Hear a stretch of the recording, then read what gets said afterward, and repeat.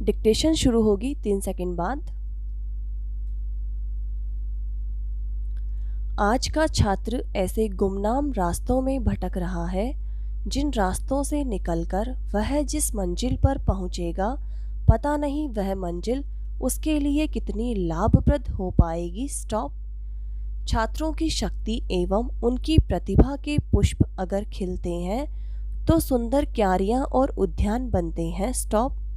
किंतु उस प्रतिभा को जब गुमराह किया जाता है या उसका दुरुपयोग किया जाता है तो वह प्रतिभा सुंदर पुष्प बनने की जगह बेल बन जाती है, समाज रूपी वृक्ष पर फैलकर नष्ट भ्रष्ट कर देती है। स्टॉप।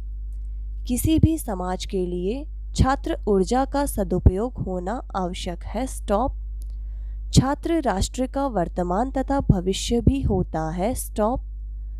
छात्रों को सद शिक्षा देकर उन्हें उनके परम लक्ष्य तक पहुंचाना समाज का, देश का धर्म है। स्टॉप।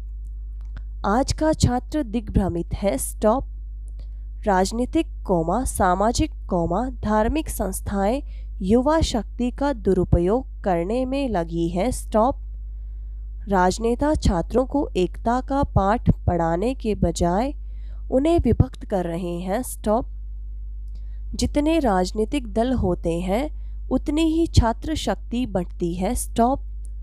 विद्यालयों में जहां राजनीति का पदार्पण या हस्तक्षेप निश्चित होना चाहिए, वहां भी राजनीति प्रवेश करती है। स्टॉप। इसका परिणाम होता है छात्रों का परस्पर संघर्ष और शिक्षा के उद्देश्य का विनाश। स्टॉप। पैरा। वर्तमान समय में छात्र अपने विद्यालयों से ही राजनीति में प्रवेश कर लेते हैं और विद्यालय से निकलने के बाद वे बाकायदा सक्रिय रूप से राजनीति करने लगते हैं। स्टॉप।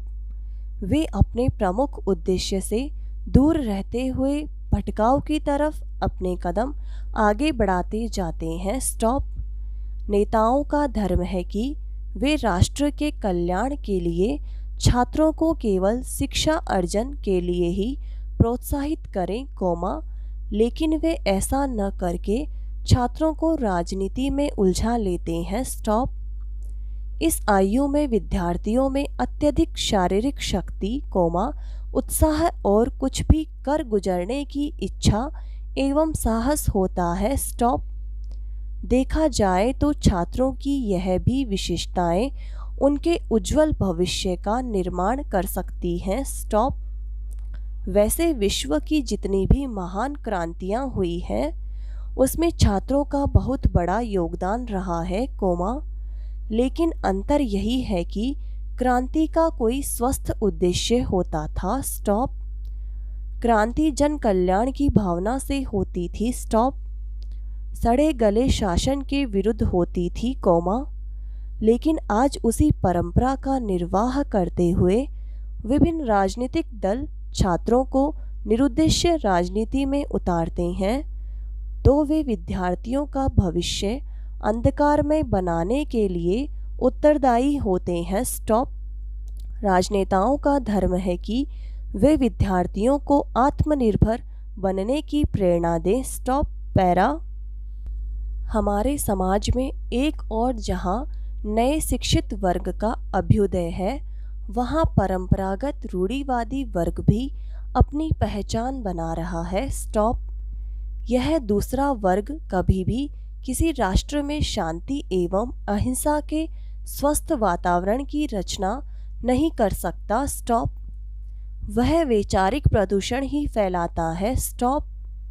द्वितीय विश्व युद्ध के पूर्व संपूर्ण विश्व युद्धों के लिए शस्त्र जमा करने को अपना प्रमुख उद्देश्य मानता था, किंतु विश्व युद्ध के पूर्व संपूर्ण विश्व को देखने के बाद प्रबुद्ध लोगों ने शांति एवं अहिंसा की दिशा में प्रयत्न करना आरंभ कर दिया। स्टॉप। इस प्रबुद्ध वर्ग का उदय प्रथम विश्व युद्ध के दौरान शिक्षार्जन कर रहे युवा छात्रों से हुआ था। स्टॉप। सुधारवादी विचारधारा को लेकर आगे बढ़ने वाले यह प्रबुद्ध छात्र रूढ़िवादिता का विरोध कर रहे थे तथा नई शिक्षा पद्धति को अपनाने पर जोर दे रहे थे। स्टॉप। विकसित राष्ट्रों में छात्रों की स्थिति इसी कारण से अपेक्षाकृत अधिक सराहनीय रही, किंतु विकासशील एवं अविकसित देश शिक्षा का निम्न स्तर होने के कारण छात्र शक्ति का दुरुपयोग करने लगे। स्टॉप। इन राष्ट्रों में युवा छात्रों को यह शिक्षा नहीं दी जाती है कि वे देश के कर्णधार हैं। स्टॉप। देश के विकास में ही सहायक होना उनका परम धर्म है, बल्कि होता उससे उल्टा है। स्टॉप। देश की यह ऊर्जा समृद्धि एवं संपत्ति का कारण न बनकर विध्वंस का कारण बन जाती है। स्टॉप। पैरा। हमारा भारतीय समाज धर्म के आधार पर 4 वर्गों में बंटा हुआ है। हिंदू, मुस्लिम, सिख, ईसाई, इन सभी धार्मिक मतों के अनुयायियों में हमेशा वर्चस्व का संघर्ष चलता रहता है और इस संघर्ष के सूत्रधार होते हैं धार्मिक गुरु, जो युवा शक्ति को अपने अस्त्र के रूप में इस्तेमाल करते हैं। स्टॉप। यौवन काल में शक्ति तो होती है, उत्साह भी असीमित होता है, किंतु विवेक नहीं होता। स्टॉप। यही कारण है कि उन्हें बहकाना बहुत आसान होगा। स्टॉप।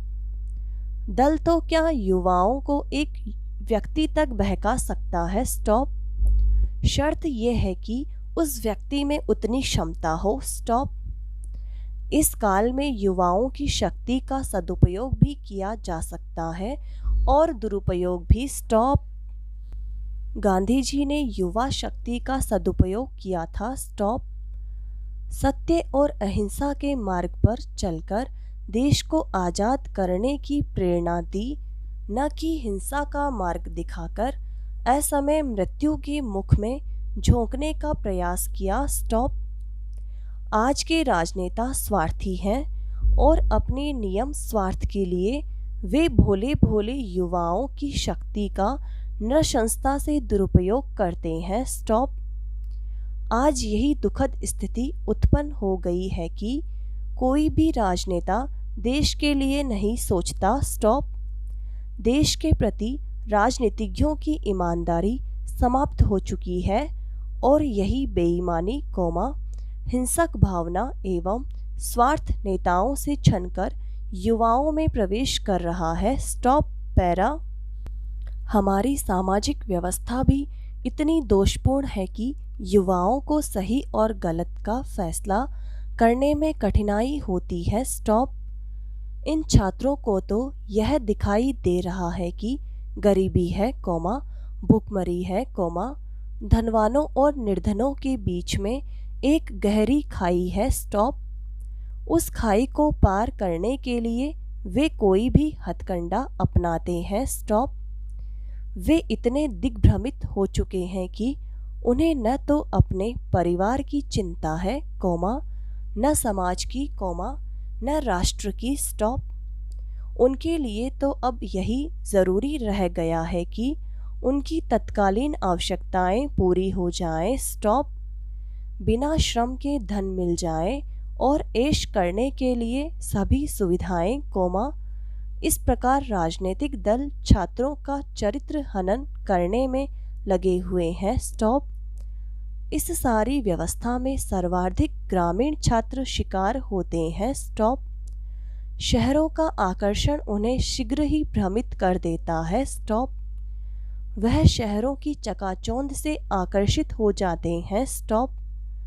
दूरगामी परिणामों को सोचे समझे बिना स्वार्थी राजनीतिक दलों के चंगुल में फंसकर अपना तथा अपने परिवार का शांतिमय जीवन नष्ट कर देते हैं। स्टॉप। समाप्त।